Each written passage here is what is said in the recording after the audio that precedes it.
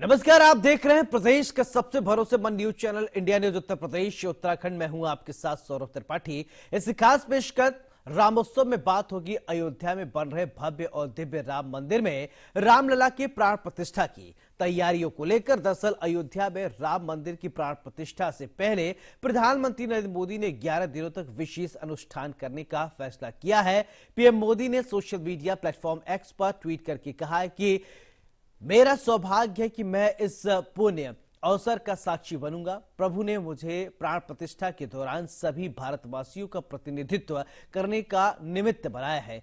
इसे ध्यान में रखते हुए मैं 11 दिनों का विशेष अनुष्ठान कर रहा हूं। साथ ही पीएम मोदी ने लिखा था कि मैं आप सभी जनता जनार्दन से आशीर्वाद का आकांक्षी हूं। इस समय अपनी भावनाओं को शब्दों में कह पाना बहुत मुश्किल है, लेकिन मैंने अपनी तरफ से एक प्रयास किया है। वहीं विशेष अनुष्ठान से पहले पीएम मोदी ने एक ऑडियो मैसेज जारी किया था। सुनिए वो मैसेज क्या था, फिर साधु संतों और महंत के साथ बातचीत करेंगे प्रधानमंत्री के विशेष अनुष्ठान को लेकर। सियावर रामचंद्र की जय। मेरे प्यारे देशवासियों, राम राम। जीवन के कुछ क्षण ईश्वरीय आशीर्वाद की वजह से ही यथार्थ में बदलते हैं। आज हम सभी भारतीयों के लिए, दुनिया भर में फैले राम भक्तों के लिए ऐसा ही पवित्र अवसर है। हर तरफ प्रभु श्री राम की भक्ति का अद्भुत वातावरण, चारों दिशाओं में राम नाम की धुन, राम भजनों की अद्भुत सौंदर्य माधुरी। हर किसी को इंतजार है 22 जनवरी का, उस ऐतिहासिक पवित्र पल का। और अब अयोध्या में रामलला की प्राण प्रतिष्ठा में केवल दिन ही बचे हैं। मेरा सौभाग्य है कि मुझे भी इस पुण्य अवसर का साक्षी बनने का अवसर मिल रहा है। ये मेरे लिए कल्पनातीत अनुभूतियों का समय है। मैं भावुक हूं, भाव विह्वल हूं। मैं पहली बार जीवन में इस तरह के मनोभाव से गुजर रहा हूं। मैं एक अलग ही भाव भक्ति की अनुभूति कर रहा हूं। मेरे अंतर मन की ये भाव यात्रा मेरे लिए अभिव्यक्ति का नहीं, अनुभूति का अवसर है। चाहते हुए भी मैं इसकी गहनता, व्यापकता और तीव्रता को शब्दों में बांध नहीं पा रहा हूं। आप भी भली भांति मेरी स्थिति समझ सकते हैं। जिस स्वप्न को अनेकों पीढ़ियों ने वर्षों तक एक संकल्प की तरह अपने हृदय में जिया, मुझे उसकी सिद्धि के समय उपस्थित होने का सौभाग्य मिला है। प्रभु ने मुझे सभी भारतवासियों का प्रतिनिधित्व करने का निमित्त बनाया है। निमित्त मात्रम भव सव्यसाचिन। ये एक बहुत बड़ी जिम्मेदारी है। जैसा हमारे शास्त्रों में भी कहा गया है, हमें ईश्वर के यज्ञ के लिए, आराधना के लिए स्वयं में भी दैवीय चेतना जागृत करनी होती है।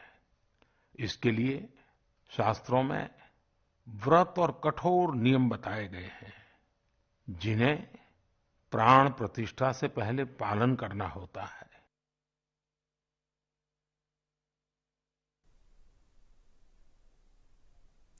रामोत्सव की भव्य तैयारी, भगवान श्री राम की तैयारी। अब भगवान श्री राम आने वाले हैं। अब जन जन के राम, मन मन में राम, हर जगह सिर्फ जय श्री राम से इस समय देश जो है वो गुंजायमान है। हो भी क्यों ना, 500 साल तक इंतजार करना पड़ा भगवान श्री राम को गर्भगृह में विराजमान होने के लिए। इतना लंबा संघर्ष चला, सुप्रीम कोर्ट के फैसले के बाद अब वो घड़ी आ गई है जब अयोध्या में भगवान रामलला का प्राण प्रतिष्ठा होगा। 22 जनवरी का वो दिन बेहद ही इंतजार लोग बेसब्री से कर रहे हैं और हमारे साथ एक खास पैनल होगा आज रामोत्सव पर चर्चा करने के लिए। तो सबसे पहले परिचय, फिर इसके बाद चर्चा की शुरुआत करते हैं और हमारे साथ निर्मल दास मलू जी पीठाधीश्वर हमारे साथ जुड़ गए हैं, बहुत बहुत स्वागत है। स्वामी सत्य मित्र नंद जी जुड़ गए हैं, बहुत बहुत स्वागत है। हिंदू धर्म गुरु हैं आप, बहुत बहुत स्वागत। पंकज रस्तोगी वरिष्ठ पत्रकार हमारे साथ हैं, पंकज जी आपका भी बहुत बहुत स्वागत है। चर्चा की शुरुआत निर्मल दास जी मैं आपसे ही करना चाहता हूं। 500 साल का इंतजार 22 जनवरी को खत्म हो रही है और देश के जन जन के राम, मन मन में राम, हर जगह इस समय सिर्फ राम ही राम है। क्या कहेंगे आप? जय श्री सीताराम। सनातन धर्म के लिए यह बहुत ही अभ्युदय का काल है।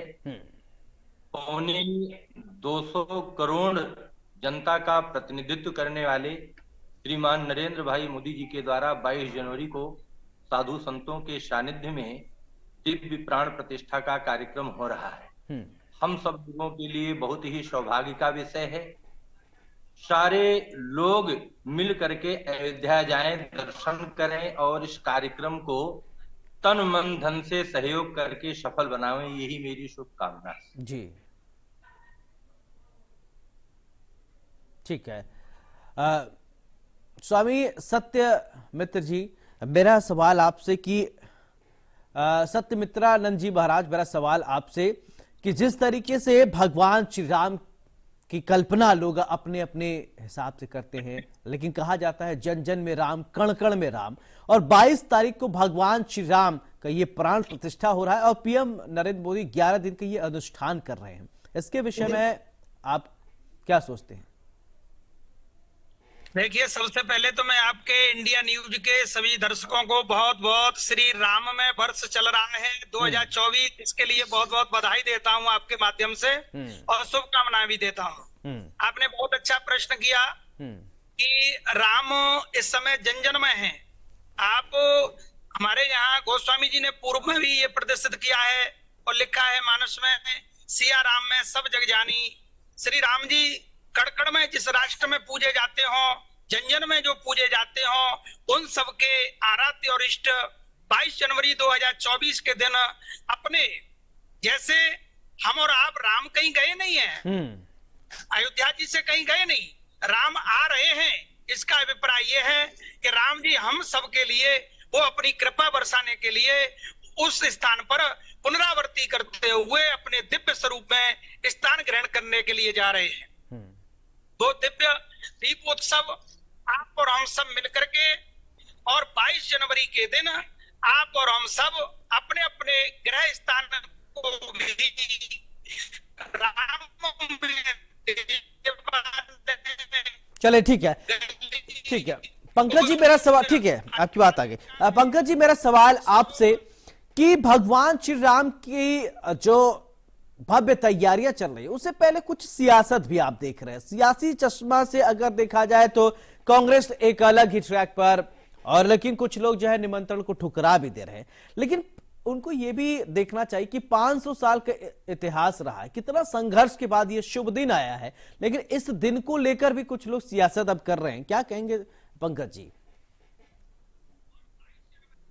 विद्वत जन जो स्वामी लोग बैठे हैं, मैं उनको सादर चरण स्पर्श और प्रणाम करता हूं। इस डिबेट में जो बैठे हैं उनको मैं प्रणाम करता हूं। और मैं ये कहना चाहूंगा कि देखिए, 500 वर्षों के लंबे इतिहास के लंबे समय के अंतराल के बाद आज भगवान राम की स्थापना हो रही है, वहां मंदिर सुशोभित हो रहा है, पुनर्स्थापित होने जा रहा है। और इसके लिए बहुत कठिन प्रयास करने पड़े, तभी जाके ये मूर्त रूप ले रहा है, साकार ले रहा है। 22 तारीख को प्राण प्रतिष्ठा होगी। और कुछ अराजक कहना या कह लीजिए, जो भगवान राम में हिंदू होने के बावजूद भगवान राम में आस्था नहीं रखते थे, उन लोगों ने इसमें काफी अड़ंगा फंसाने की कोशिश की और बहुत अड़ंगा लगाया। कहा भगवान काल्पनिक है, उनका कोई अस्तित्व नहीं है, एफिडेविट दिया, तमाम इस तरह की चीजें की। और उसके बाद उनको अगर निमंत्रण दिया गया तो उन्होंने निमंत्रण भी अस्वीकार कर दिया। ये देखिए कि कितनी विडंबना है कि भगवान राम भी नहीं चाहते हैं कि तुम हमारा दर्शन करो। और इस तरह की ये विडंबना है कि इतने इस तरह के आयोजन में भाग लेने के लिए हर भारतीय उत्सुक है, उन्मुख है कि कैसे उसको मौका मिले। लेकिन चूंकि 22 तारीख को इस तरह का वहां पर ठीक है। नहीं निर्मल दास जी महाराज, मेरा सवाल आपसे कि पीएम मोदी जो ये 11 दिन का अनुष्ठान कर रहे हैं, अनुष्ठान ये क्या होता है? थोड़ा दर्शकों को आप ये समझाएं कि इस अनुष्ठान से करने से क्या कुछ फायदा होगा, क्यों पीएम मोदी कर रहे हैं, सनातन धर्म में क्या महत्व है? जय श्री सीताराम। सनातन धर्म में अनुष्ठान का बहुत विशेष महत्व होता है। श्री नरेंद्र भाई मोदी जी के द्वारा जो 11 दिवसीय अनुष्ठान किया जा रहा है, तो निगेटिव एनर्जी जो आसपास की रहती है अनुष्ठान करने से चली जाती है, पॉजिटिव एनर्जी बढ़ती है और लोगों में अपने लक्ष्य के प्रति एकाग्रता की बात आती है, इसलिए अनुष्ठान किया जाता है। श्री नरेंद्र भाई मोदी जी जिस तरह से 11 दिवसीय अनुष्ठान कर रहे हैं, हमको तो प्रत्येक सनातन धर्मावलंबी से यही प्रार्थना है कि सब लोग उनके अनुष्ठान में सहभागी हों। जो जहां पर है, किसी न किसी मंत्र के द्वारा, किसी न किसी शास्त्र के पाठ, स्तोत्र पाठ के द्वारा इस अनुष्ठान को सार्थक बनावें, जिससे पूरे देश में ऐसी सकारात्मक ऊर्जा उत्पन्न हो जाए कि किसी भी व्यक्ति के मन में, चाहे किसी धर्म का हो, चाहे किसी पार्टी का हो, किसी के मन में कोई ऐसी नकारात्मक बातें ना आए और सब लोग प्रभु श्री राम की जय हो ऐसा कहते हुए अयोध्या के प्रति जाएं, अयोध्या दर्शन करें और इस कार्यक्रम को तन मन धन से सहयोगी बनकर के सफल बनाओ। निर्मल दास जी, एक सवाल और कि इस अनुष्ठान के करते समय क्या दिनचर्या होती है, भोजन किस तरीके से किया जाता है, किस तरीके का भोजन करे, क्या स्वल्पाहार रहना है, या जो विधान है उसको भी बताएं, दर्शक भी समझ पाए, ताकि अगर उनको फॉलो करना है तो वो फॉलो करें। अनुष्ठान कई तरीके के होते हैं। कुछ अनुष्ठान ऐसे होते हैं जो केवल फल लेकर के किए जाते हैं, कुछ अनुष्ठान ऐसे होते हैं जो जल पी करके किए जाते हैं, कुछ अनुष्ठान ऐसे होते हैं जो दुग्धाहार करके किया जाता है। ये तो अनुष्ठान करने वाले व्यक्ति की कैपेसिटी पर निर्भर करता है और अनुष्ठान किस तरीके से किया जाता है, शास्त्र में उसका क्या नियम है, ये सब उस पर निर्भर करता है। निर्मल दास जी, एक सवाल और कि जो दर्शक ये जानना चाहते हैं कि उनको अगर व्रत रहना चाहिए और व्रत रहना चाहते हो, कितने दिन का उनको व्रत करना चाहिए, अगर व्रत कर रहे हैं तो किन विशेष बातों को ध्यान रखें? हमारे यहाँ अनुष्ठान पद्धति में विशेष रूप से अगर दैवी शक्ति के अनुष्ठान करते हैं तो 9 दिवसीय अनुष्ठान होता है।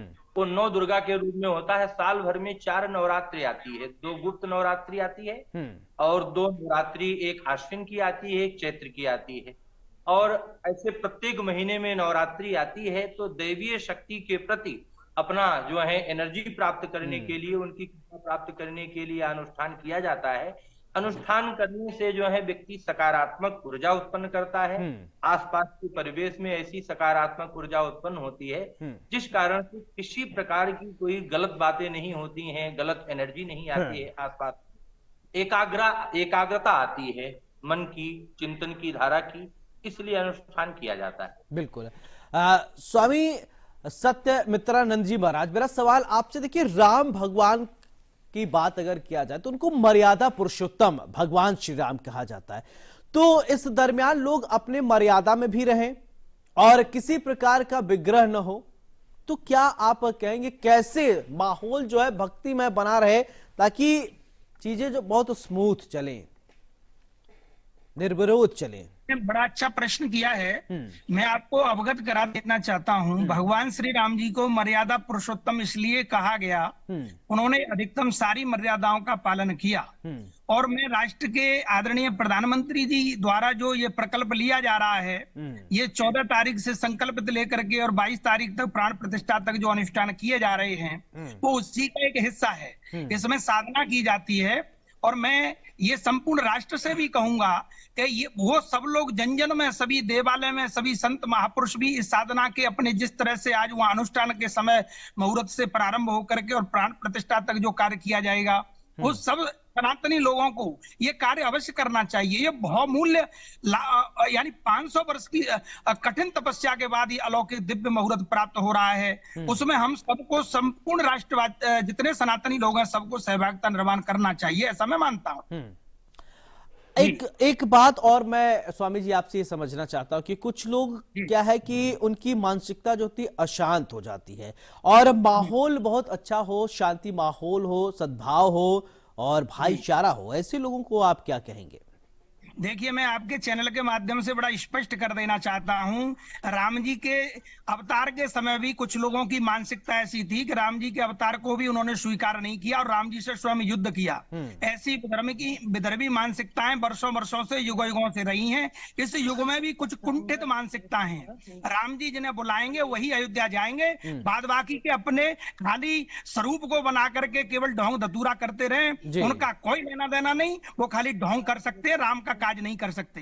राम का काज करते तो 500 वर्षों से जो राम टेंट में रहे राम जी, उनके लिए उनको अपने सिंहासनों पर बैठ बैठ करके ये करना चाहिए था, जन जन में जागृति करते। और जब उनके लिए निमंत्रण आया तो उन्होंने इसे धुतकार दिया। हमारे साथ महंत रविंद्र पुरी महाराज जी, अध्यक्ष अखिल भारतीय अखाड़ा परिषद हरिद्वार के जुड़ गए हैं। महंत जी, बहुत बहुत स्वागत है। चैनल के माध्यम से ये बताना चाहता हूं, जो राम जी का विरोध कर रहे हैं।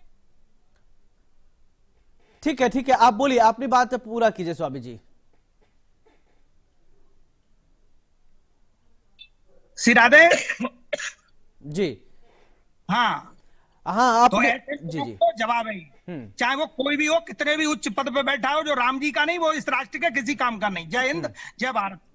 बिल्कुल, हमारे साथ महंत रविंद्र पुरी महाराज, अध्यक्ष अखिल भारतीय अखाड़ा परिषद हरिद्वार से जुड़ गए हैं। महंत जी, बहुत बहुत स्वागत है इंडिया न्यूज उत्तर प्रदेश उत्तराखंड पर। आशीर्वाद, साधुवाद।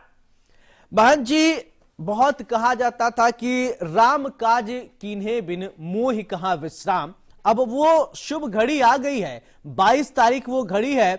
तमाम कोटि कोट जो राम भक्त हैं और जो इस समय देश राममय हुआ है, क्या कुछ आप कहेंगे, संदेश क्या देना चाहेंगे महंत जी? मैं तो ये कहना चाहूंगा, हमारे जितने भी राम भक्त है पूरे देश में यही एक संदेश जाना चाहेगा कि जो भी सनातन पे काज करेगा भारत में वही राज करेगा। और मैं सबसे बहुत खुशी का बड़ा दिन है, 22 जनवरी 2024 को हमारे माननीय प्रधानमंत्री जी के कर कमलों द्वारा मूर्ति की प्राण प्रतिष्ठा होनी है। इससे बड़ा सौभाग्य और क्या हो सकता है। उसमें हम भी जो है वहां से जो है साक्षी हम भी बनेंगे। इसलिए मैं यही चाहता हूँ, जितने भी दल है, जो भी लोग विरोधी है, सभी एक हो करके, राममय हो करके सभी हम वहां पे जाएं और सभी जो है भगवान राम का भये प्रकट कृपाला दीन दयाला को सरिया हितकारी का पाठ करें, ताकि हमें पुण्य की प्राप्ति हो। बिल्कुल, महंत रविंद्र पुरी जी, आप देवभूमि हरिद्वार से हैं और जहां कहा जाता है कि हर एक कण में शिव, हर एक कण में राम है, तो वहां की तैयारियों के बारे में थोड़ा बताएं। देखिए, हम देवभूमि उत्तराखंड से है। हम यहाँ से राम जन्मभूमि के लिए, प्राण प्रतिष्ठा के लिए यहाँ से गंगा जल का कलश आएगा, उसी से भगवान राम का हम स्नान कराना चाहते हैं। क्योंकि जब भगवान राम का जो प्रतिष्ठा होती है उसमें एक होता है, भगवान राम को जल में रखा जाता है। इसीलिए हम यहाँ से गंगा जल जो है लेके आ रहे हैं। बिल्कुल। पंकज जी, मेरा एक सवाल आपसे, क्योंकि लगातार महा कवरेज जारी है, इंडिया न्यूज का भी लगातार महा कवरेज है, राम मंदिर के प्राण प्रतिष्ठा को लेकर अगर किसी के परसेप्शन की बात न किया जाए, ठीक है, अगर धार्मिक अनुष्ठानों की बात किया, जैसे पीएम मोदी 11 दिन का धार्मिक अनुष्ठान कर रहे हैं, तो इसके विषय में भी अगर आप कुछ प्रकाश डालें तो अच्छा होगा। देखिए, मैं काशी से बिलोंग करता हूं और काशी के विद्वत जन और काशी के लोगों के अनुसार अगर प्राण प्रतिष्ठा का जो मुख्य जजमान होता है वो अगर 11 दिन का होता है, तो वो 11 दिन एक तरह से व्रत स्वरूप रहता है। क्योंकि प्राण प्रतिष्ठा में देवों का आह्वान किया जाता है कि आप इसमें विराजिए, और जो मुख्य यजमान होता है वो पूरा सात्विक तरीके से रहता है, फल फूल खाता है, एक तरह से वो बिल्कुल अन्न ग्रहण नहीं करता है। और इस तरह से वो 11 दिन तक इस तरह का अनुष्ठान करता है और सात्विक विचारधाराओं से ओतप्रोत रहता है, क्योंकि उसी के जजमान वही है और उसी के वही आह्वान करना है कि भगवान संतों के द्वारा ये रहेगा कि आप जो है भगवान इसमें प्रतिष्ठित होइए। तो ये प्राण प्रतिष्ठा बहुत महत्वपूर्ण कार्यक्रम है और भगवान का आह्वान करना कि आप ईश्वर आप जो है भगवान राम, आप इसमें प्रतिष्ठित, प्राण प्रतिष्ठित होइए। ये बहुत बड़ा अनुष्ठान है 11 दिन का जो प्रधानमंत्री कर रहे हैं। और प्रधानमंत्री जी तो वैसे भी नवरात्र में एक लौंग खाकर 9 दिन व्रत रहते हैं। अमेरिका गए थे, वहां के राष्ट्रपति अचंभित रह गए। भारत देश का ऐसा प्रधानमंत्री जो बिना कुछ अन्न जल ग्रहण किए सिर्फ एक लौंग के ऊपर 9 दिन रहा। जी ठीक है निर्मल दास जी, मेरा सवाल आपसे, ये सवाल बहुत ही लोग जानना चाहते हैं कि क्योंकि सनातन धर्म में ये कहा जाता है कि कण कण में राम, हर जगह राम है, तो वास्तव में प्राण प्रतिष्ठा की कैसे जरूरत पड़ जाती है जब जब कण कण में राम है, जन जन में राम है? तो इसको थोड़ा समझाएं कि क्या धार्मिक मान्यता के अनुसार क्यों प्राण प्रतिष्ठा की जरूरत पड़ती है?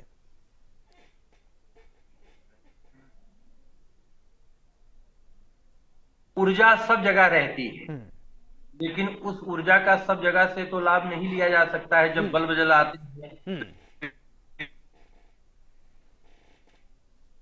तरीके से प्रभु सब जगह है, कण कण में है, लेकिन भक्त की भावना के अनुसार एक जगह पर जब प्रभु की प्रतिष्ठा कर दी जाती है, विशेष मूर्ति में हमारे यहाँ एक शास्त्रीय परंपरा है, वेद मंत्रों के द्वारा प्रतिष्ठा की जाती है, तो एक जगह अपने दिमाग को कंसल्टेट कर लेते हैं कि यहाँ पर भगवान है। वो भावना होती, वो विश्वास है वैदिक मंत्रों के एक शिल्पकार के द्वारा मूर्ति बनाई गई, वैदिक मंत्रों से प्रतिष्ठा हो गई, उसमें प्रभु हो गए, ये हमारी भावना का परिणाम है। तो शास्त्र कहता है कि कण कण में परमात्मा है, प्रत्येक जीव में परमात्मा है, लेकिन जब एक जगह पर परमात्मा की भावना हम पूर्ण तरीके से कर लेते हैं तो सब जगह हमको परमात्मा का अनुभव होने लगता है, परमात्मा होने लगता है। यही लक्ष्य है, मुख्य आधार है। बिल्कुल। महंत रविंद्र पुरी जी, मैंने आपसे श्रेष्ठ लोगों से एक सुना है दोहा ये कि कस्तूरी कुंडल बसे मृग ढूंढे बन माही, ऐसे घटी घटी राम है दुनिया देखी नाही। जब भगवान घटी घट में है, भगवान जन जन में है, तो लोग देख नहीं पा रहे हैं, उनको क्या दिखाने के लिए एक मूर्ति रूप देने के लिए इस प्राण प्रतिष्ठा की जरूरत पड़ी और 3 मूर्तियां भी मूर्तिकार ने बनाया, उन मूर्तियों को चयनित किया गया, फिर उनमें प्राण प्रतिष्ठा होगा। इसको थोड़ा समझाएं। देखिए हमारी प्राचीन परंपरा है, जो हमारा सनातन है, जब भी कोई मूर्ति बनाई जाती है, मूर्ति में प्राण डाले जाते हैं। तो प्राण प्रतिष्ठा का अर्थ है कि आज से भगवान ने इसमें वास करना शुरू किया। प्राण प्रतिष्ठा अवश्य, जितने भी मंदिर, जितने मठ, जहाँ भी आप जाएंगे वहाँ बिना प्राण प्रतिष्ठा के पूजा नहीं होती है। प्राण को डालना, मूर्ति में प्राण डालना, और अब इतने बड़ा सौभाग्य है कि हमारे माननीय प्रधानमंत्री जी खुद अपने कमलों द्वारा मूर्ति में प्राण डाल रहे हैं। इससे बड़ा और क्या हो सकता है। मैं इसके लिए 22 जनवरी को पूरे देशवासियों को बहुत बहुत बधाई देना चाहता हूँ कि माननीय प्रधानमंत्री जी के द्वारा जो प्राण प्रतिष्ठा हो रही है, सबको वहाँ पहुँचना चाहिए और सबको ये पर्व मनाना चाहिए। बिल्कुल। सत्यमित्रानंद जी महाराज, मैं आपसे फाइनल कमेंट चाहता हूँ।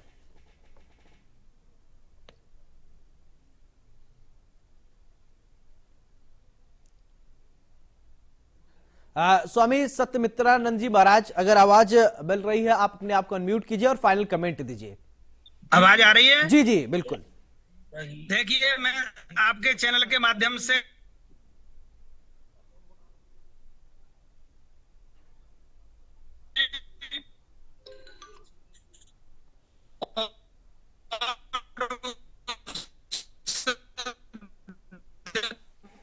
चलिए, आपकी आवाज नहीं आ पा रही है। पंकज जी, फाइनल कमेंट कम शब्दों में।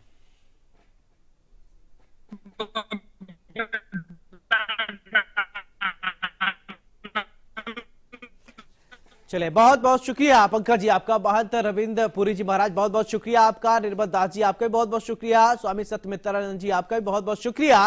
रामोत्सव यानी भगवान श्री राम के लिए उत्सव मनाया जा रहा है। भगवान श्री राम 22 तारीख को आ रहे हैं। वैसे भगवान राम कहीं गए नहीं थे, भगवान राम के लिए एक उनका घर अलग से बन रहा है। भगवान राम जन जन में है, मन मन में है, हर एक जगह राम है। क्योंकि राम शब्द का अर्थ है, उस शाब्दिक अर्थ को अगर आप चिंतन मंथन करें, अध्यात्म में कहा जाता है राम मतलब सबके हृदय में रमण करने वाला। एक छोटी सी बात बताते हुए मैं प्रोग्राम को वाइंड अप करता हूं। आप जब सांस लेते हैं रा की ध्वनि अंदर जाती है, जब आप सांस छोड़ते हैं म की ध्वनि आती है, महसूस कीजिएगा। रामोत्सव में मेरे साथ फिलहाल इतना ही। नमस्कार।